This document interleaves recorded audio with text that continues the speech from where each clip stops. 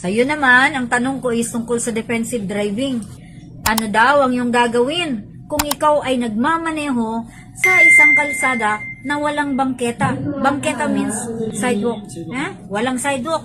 Basta may kalsada. Okay.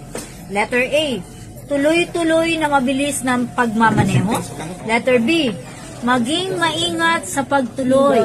And letter C, bumusina ng madalas. O sige ka daw magbusina.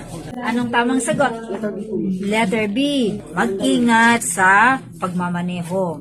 Kasi kapag may sidewalk, may lugar pa kasing lakaran yung mga commuters, or yung road users, kasi ang gumagamit ng daan, hindi lang tayong nagdadrive o hindi lang yung pasahero natin. Kasama yung mga naglalakad sa gilid, pedestrian ang tawag doon. So kung walang sidewalk, hindi sila naka-elevate, gilid lang sila ng daan maglakad, hindi natin alam, baka minsan na nagkukwentuhan, oo, tapos bigla lang napunta sa iyong linya.